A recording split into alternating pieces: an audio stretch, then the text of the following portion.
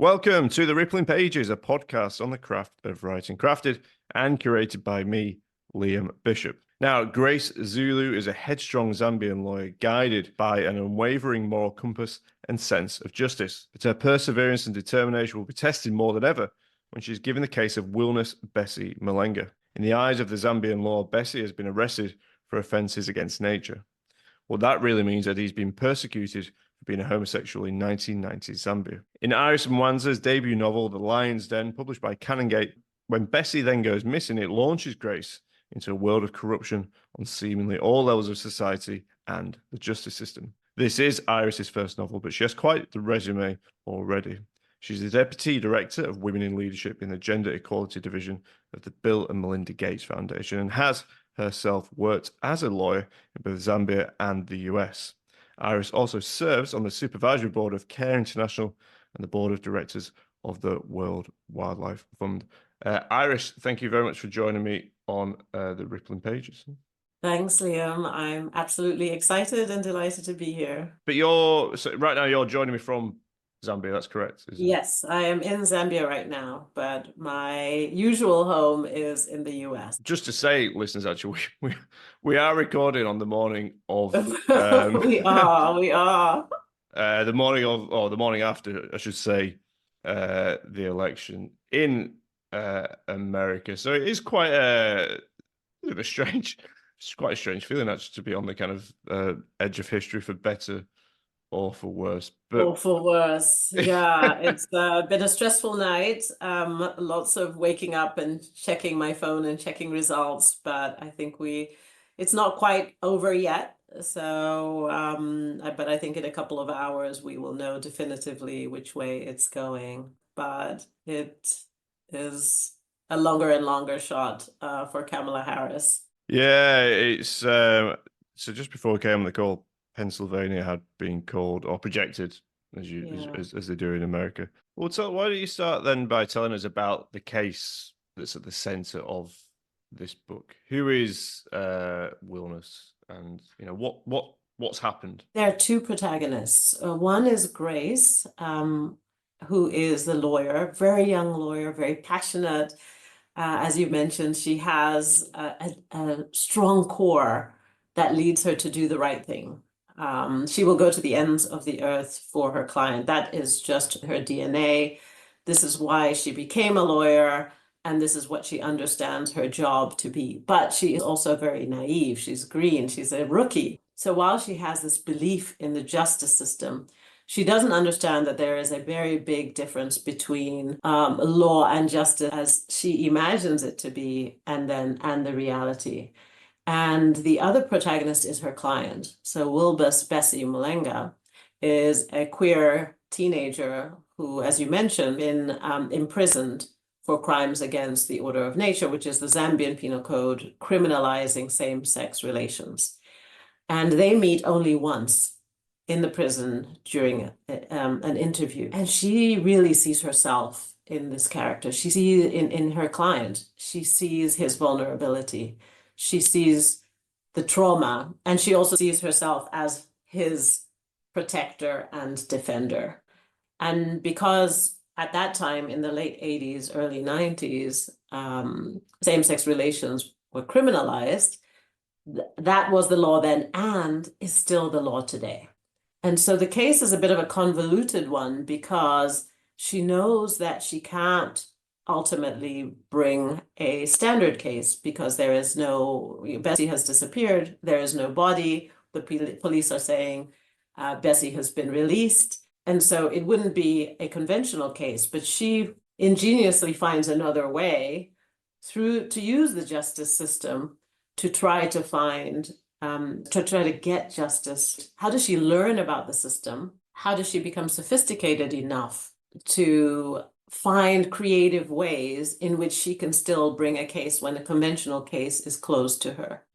Thanks for that, Iris. Thanks for really interesting description of the nuances of it. And it is convoluted, but obviously that's the thrilling aspect of it.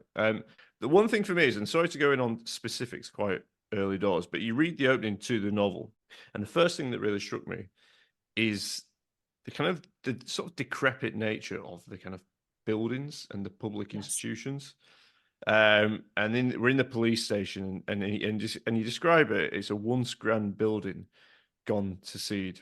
Now, whatever this novel is about, whatever it sort of represents, and the fact that it is sort of set within 1990, 30 years ago, I can't help but think there's a sort of lack of faith here about modern institutions and their ability to protect their citizens.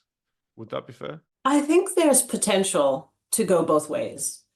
And what I wanted to capture is, and at least for myself, as I was coming out of law school, I was very naive. And I believed that the institutions, by definition, because that's what you learn, right? Why do they exist if not to protect the vulnerable? And it is through sometimes bitter experience that you come to understand that it's not inevitable, that these institutions can be hijacked. It can be used as tools or instruments of the rich and powerful. And I think we see this play out again and again to different levels of extremity. And I think even in the US, speaking of the election, we had seen and we had assumed that there was a robustness in the institutions, in the separation of state, church, judiciary, legislative systems. But you also see where you have a leader who does not respect the norms, there is a lot of opportunity to test, and these institutions can be found wanting. And actually, there is a lot of fragility, as evidently in the global south, in the global north, as you do in the global south. But in the global south, it becomes very clear where these institutions are fragile, where they're not strong. They are undermined. I mean, it's not some sort of accident that they have lost ground over time, but they are not very strong. And so it becomes easy for dictatorial or authoritarian leaders to use them, co-opt them, and make them part of their executive power. And so you don't really have any kind of checks and balances in the system.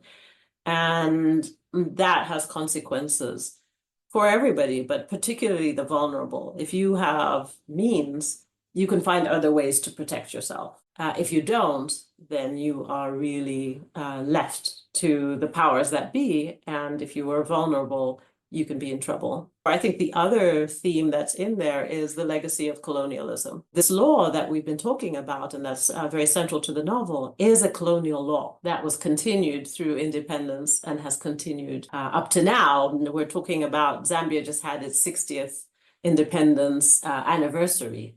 So 60 years on, we are still dealing with the legacy. And many of these grand buildings were actually built during colonial times and have continued to be used, but not very well maintained. So these are some of the things that I was thinking about and wanted to capture, either symbolically or sometimes very directly in the novel. Can I ask that so just go back a little bit then. So you yourself, you were a lawyer, and you sort of recognize some of Grace in yourself. And it's not, my question is not, is this, autobiographical or anything, but just some of the things you've spoken about there. What was that experience like then when you kind of saw the system for what it was? At what stage did you learn that? You learn in little ways. And I think it's sexism that you faced, sexual harassment. And I think when you're just beginning, you don't understand that these are systems. You think it's an individual. Okay, this person is a jerk, or that person, but then there are no consequences. And then you realize, actually, it's like peeling this onion. You're like, wow, there is a whole system behind the male. And in the story, it is the police officer. He's not a high-ranking police officer, but he acts with impunity, not just authority, but impunity, because he understands that there are going to be no consequences for him, essentially initially harassing, but ultimately being quite violent with both Grace and her client. But he acts with impunity. And that is indicative of a reality where a system is behind this. And so, similar to Grace, as I was maturing in my own professional life, I started to understand in different ways that actually there are lots of systems behind, whether it's racial discrimination or sexism or sexual harassment or any form of discrimination, there are structures behind supporting and allowing and enabling this to happen.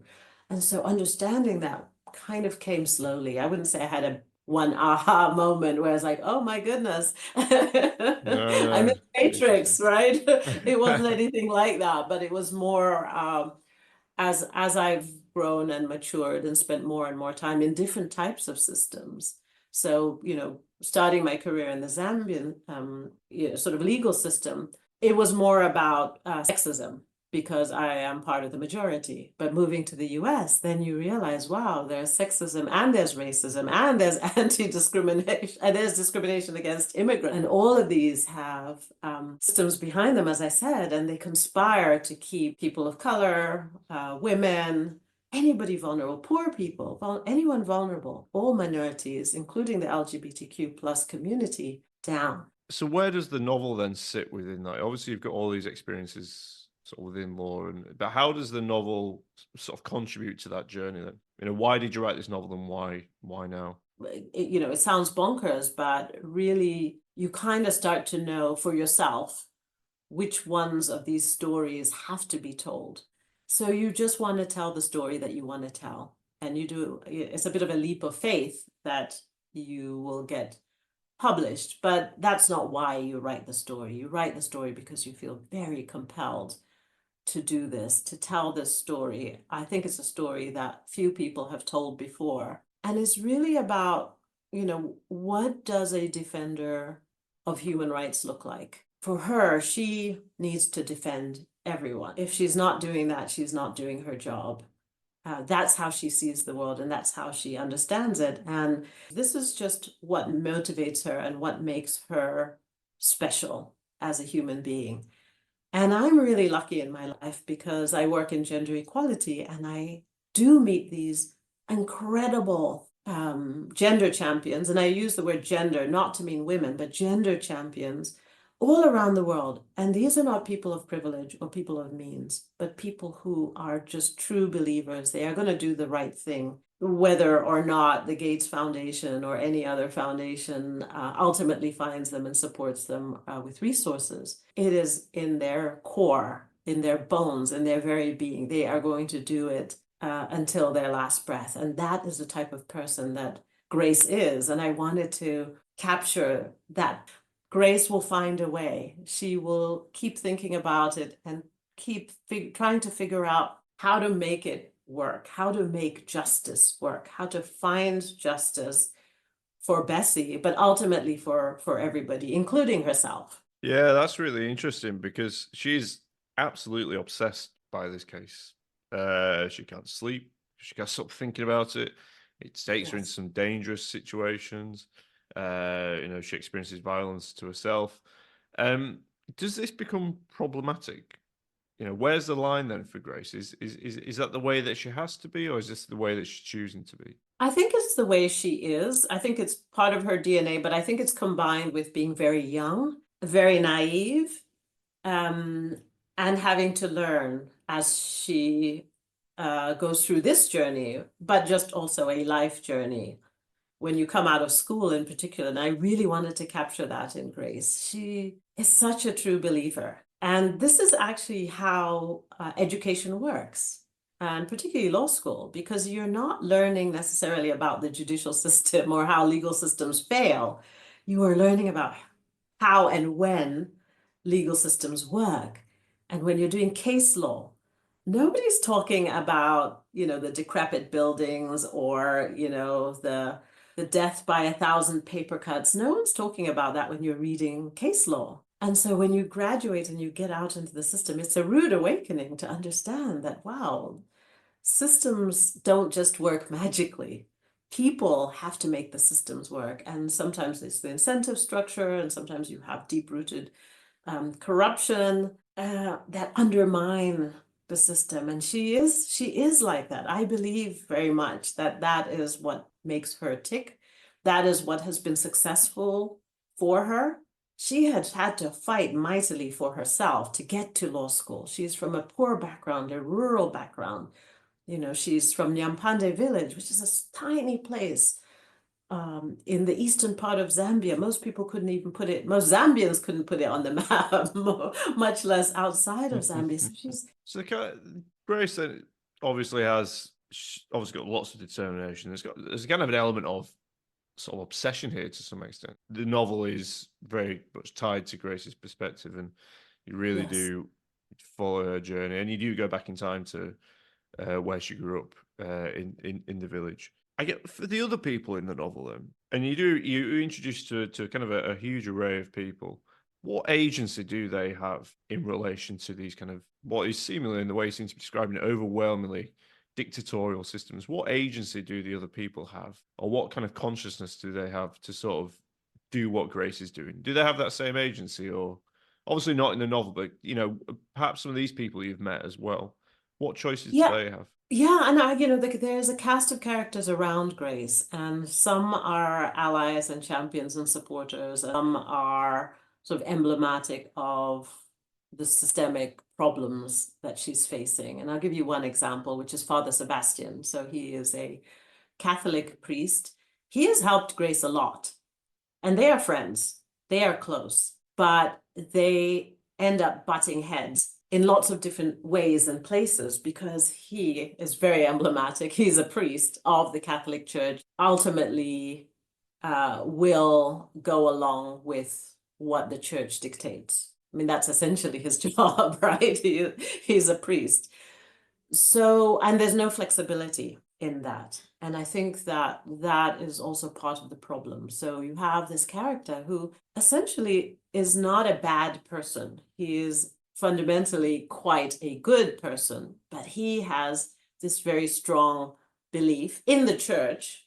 And Grace is a much more independent thinker. She is deeply religious as well, but she challenges many ideas. And one of them is, obviously around the position that the church had taken then, even more strongly, but still is the case now, around the LGBTQ community. And she disagrees with that really fundamentally. She's like, well, how can you hold that position? And, in her discussion with Father Sebastian, she's like, you fought against apartheid. You said apartheid was wrong.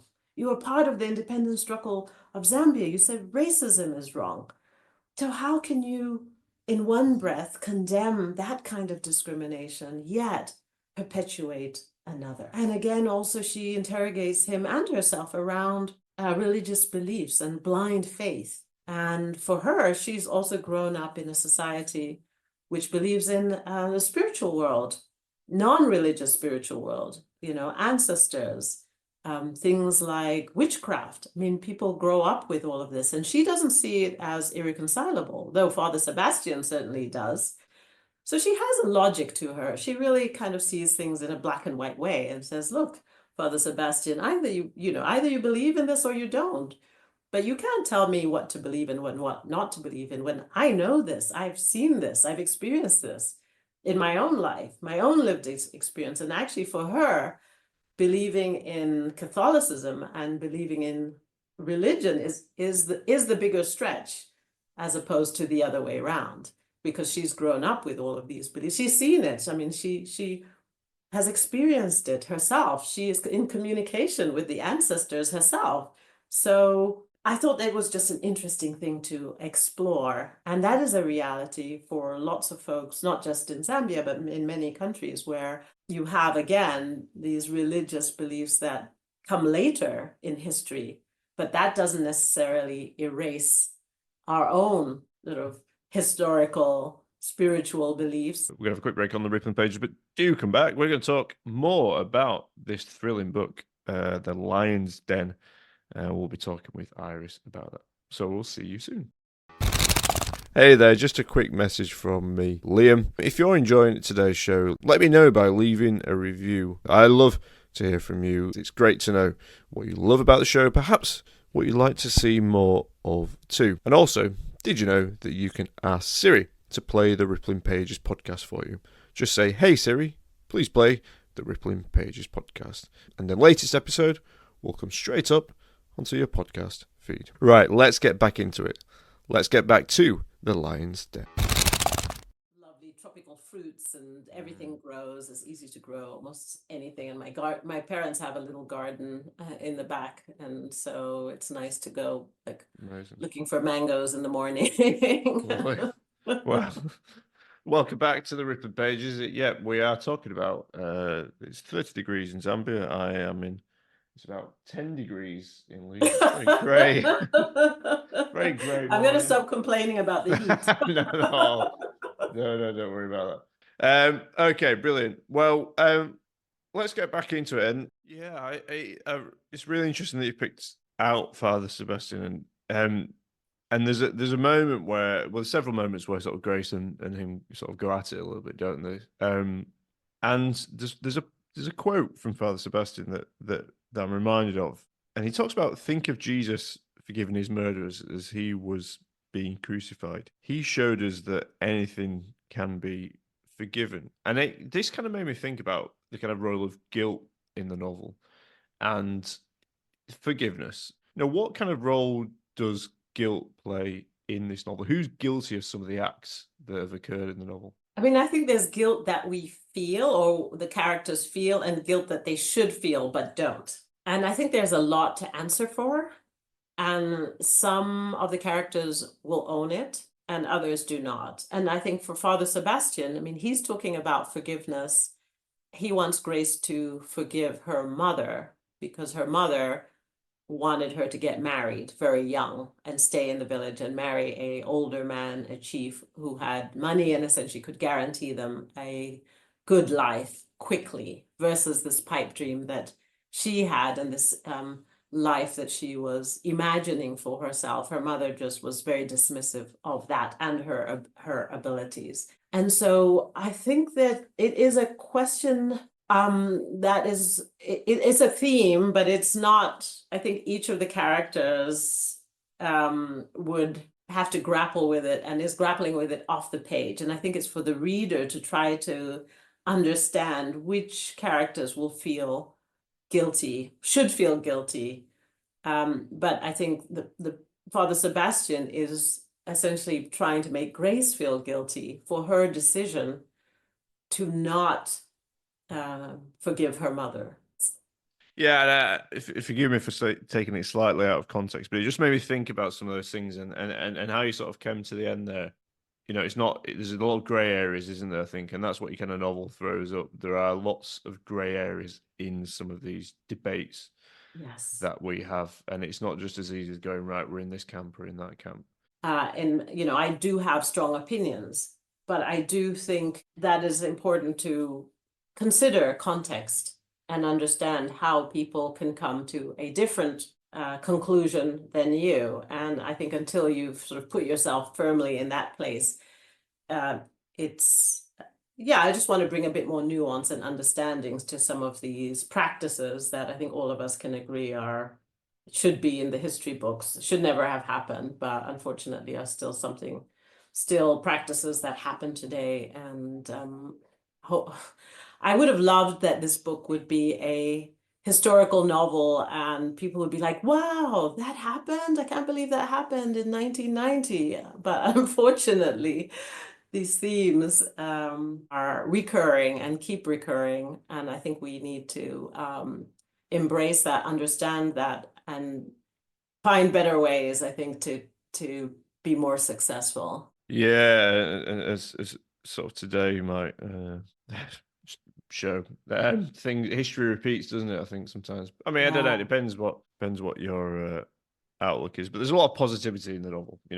There are lessons, but there's positivity too, and I think that's a really important one because I know I really want to communicate that ultimately it is a thriller and it is a page turner. I wanted it to be about important issues and be thoroughly entertaining and grip a reader from beginning to end. So I don't know if I've achieved those dual goals, but that was my hope and that was my intention, that someone would pick up the book and be able to enjoy it.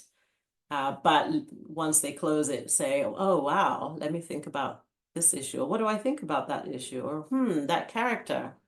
Not sure I agree, including Grace. She's far from perfect, but she's I think, a very lovable, and ultimately my hope is that anyone picking up the book can identify strongly with her. If I've done my job well, it means that anyone reading can relate to her, even though she probably has a completely different background and life experience. The reason I spoke about this idea of guilt, and where do we place it? And it's because for me, Bessy has this presence in the novel, because obviously the case is about Bessy, Yes.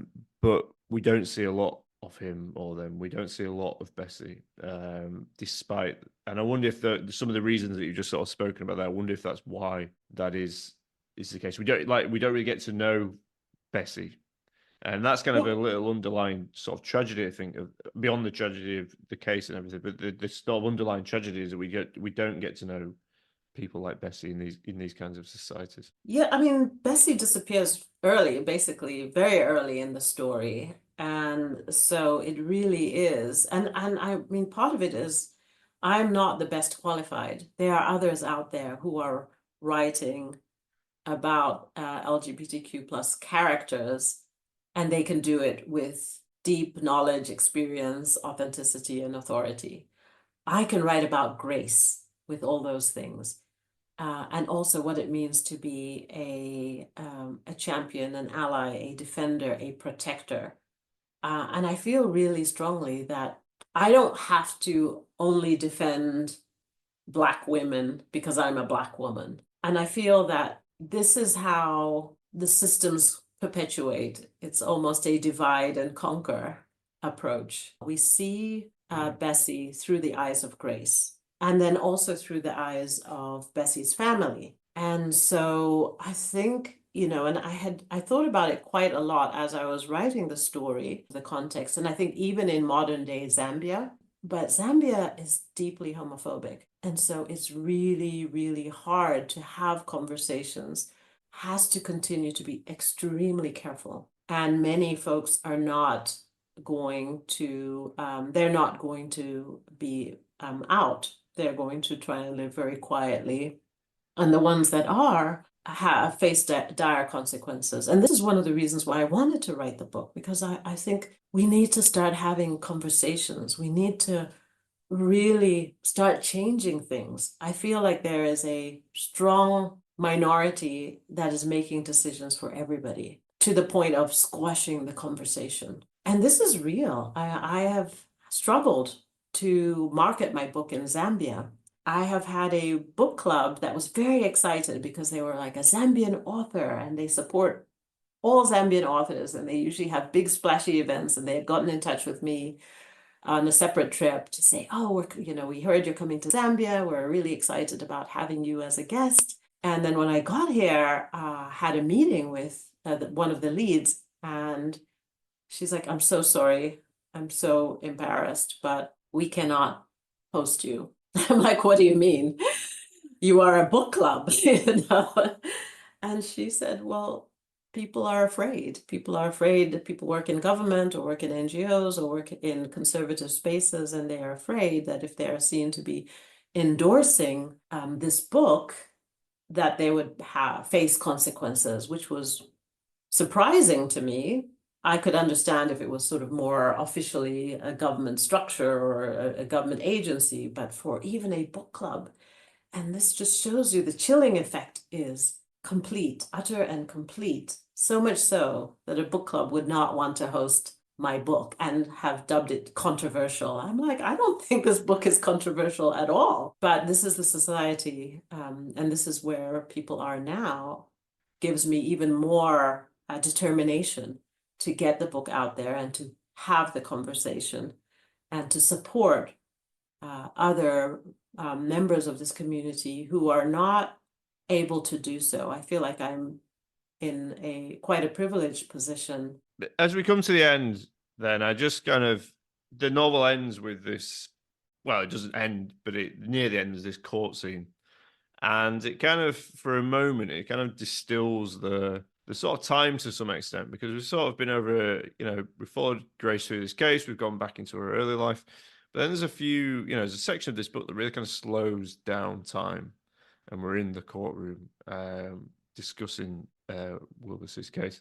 I just wondered what that experience was like writing that particular. We see a lot of depictions of, courtrooms in cinema and TV. What was it like doing it in this novel? Well, I wanted it to be real. So to capture what it really feels like. I think, when it's dramatized, it feels very exciting, and justice is 2 minutes away, and there's a clever lawyer usually who makes the case, and then you kind of has you hanging, and then the decision is rendered. And I wanted it to be brought back a little bit into the reality of what the justice system really is like. And the court is hot, it's uncomfortable. She is in her gown, she's wearing her wig, and it's like itchy and scratchy, but also how legal arguments are actually made. It's not like the gotcha in the movie. It is really down to what does the statute say, but also do it in a way that wasn't boring. But those legal arguments, and the case, for example, that Grace refers to, the Indian case as precedent, that's a real case. So I really wanted to bring some of the reality. It is pretty dramatic. I think it's pretty interesting and exciting for her, because this is her first time in the court. She doesn't quite know what to do. I mean, she knows the law, but how does that play out in the courtroom with all these people, and her excitement and anxiety and concern and worry, and what does that all feel like, juxtaposed the discomfort of being in a black robe in the tropics, in the heat, with a wig, dripping with sweat, and nervous. When the moment comes and she stands up before the court, she becomes very calm. And then it comes almost like she comes into her own. And this is going to be her home for the rest of her life. She's going to be a lawyer who is going to be fighting for justice in these difficult situations. But in that moment, maybe just to ask, what's next for you, Iris? Now that the Lion's Den's out there, you've obviously got lots of other stuff going on, but what's next for you, do you think, particularly in literature? Well, I'm working on 2 new books, but one is sort of meeting Grace later in life, and sort of seeing how she's evolved, developed, what she's learned, how she's grown and changed. And the second book is contemporary, sort of set against the backdrop of Black Lives Matter in the US. And again, is going to be centered around a legal case. I'll be able to come back. Hopefully I'll be invited back to be able to talk more about at least one of the books, and hopefully not in Sure. in a few less years, let's put it that way. The world needs more people like Grace, that's for sure. And it looks like that going forward, we're going to need a few more Graces as well. Of course, you're welcome back. But for now, at least, the Lion's Den. You can meet Grace Zulu. You can meet some other fantastic characters, and the case of Willbess Bessy Mulenga. Iris and Mwanza's The Lion's Den is published by Canongate, and it's out now. But for us, for today, I'd like to thank you for joining me on the podcast, Iris. It's been a wonderful chat, and in the kind of circumstances of what is going on in the world, it's given me some hope for sure. But it has been my pleasure. Thank you for joining me on